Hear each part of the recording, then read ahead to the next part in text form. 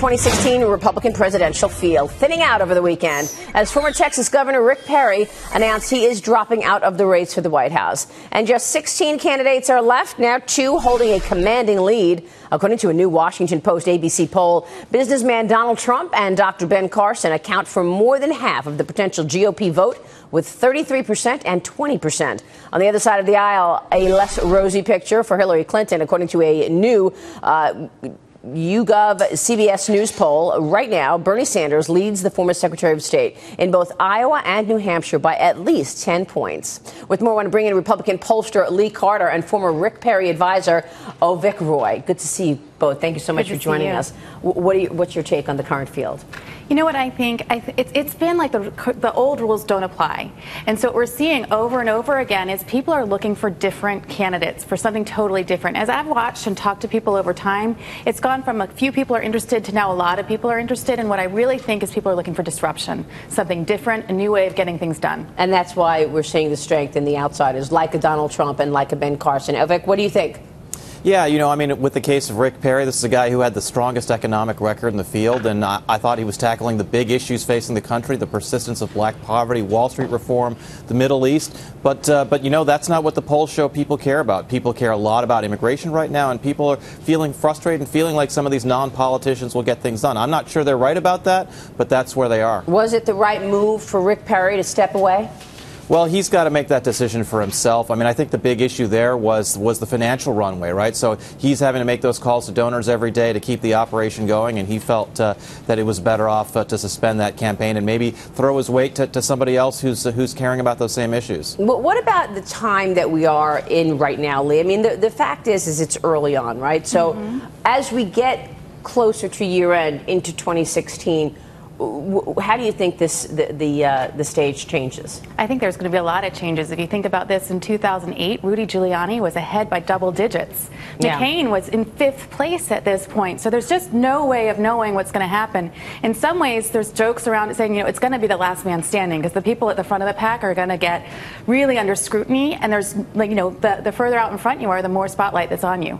But unlike some of the other campaigns that we've seen, Donald Trump really has actually gained more momentum, lasting more than just a month's time. From what you see polling people out there, do you think that this is likely to continue? It's really hard to say. In the beginning, you know, the first week that he announced and I was out there talking to folks, in a group of 30, you might have 1 or 2 who were really enthusiastic about Trump. Now, if I have a group of 30 people, I might have 15 or 20 who are really responding to what they're hearing in some way, shape, or form. He's disrupting. He's starting conversations that people want.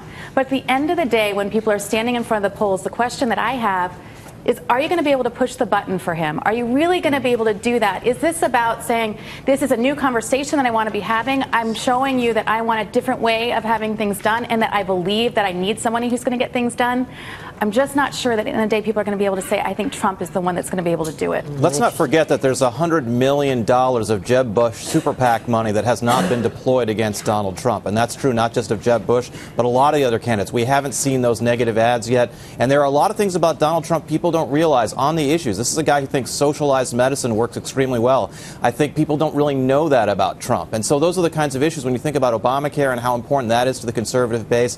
People are going to litigate those issues, and we'll see how Trump defends himself. So far, he's obviously done fine, but those ads have not run yet. Avik, have you been contacted by other campaigns now to join their campaign? Yeah, my phone's been ringing, that's for sure. I mean, it's only been 60 hours since Perry dropped out. My fiance is happy to have me back for a few weeks, so I'm kind of like, you know, when your spouse dies, you don't start dating again necessarily right away. So I'm just trying to, like, take it easy and take some time away, and we'll see where things go. But when will you make your decision in terms of what campaign you'll join?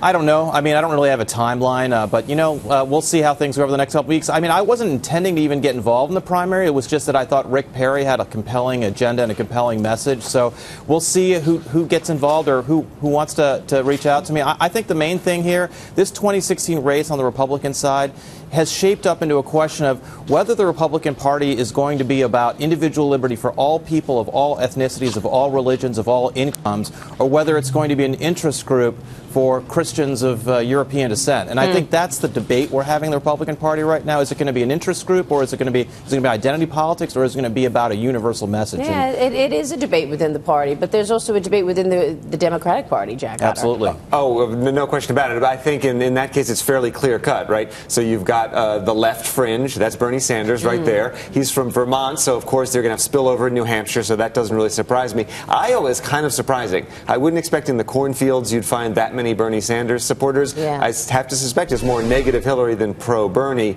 In terms of the Trump burnout, I don't think the issues that Ulrich was discussing are really that important. I mean, okay, Trump said he liked socialized medicine. Romney was the architect of Obamacare in Massachusetts. He still got the nomination. I think later when it comes down to, as you said, pulling the lever, I don't think people are going to do it for Trump, at least not 51% of the population. I think the Republican Party is going to realize this, and it may go all the way to the convention, but I don't think that name is going to be on the ballot. I think it's going to be someone else. Wow, good sticking your neck out there. Lee Carter, Avik, Roy, thank you so much for joining us. Thank Appreciate you. it to you both. Thank you. Let's turn back to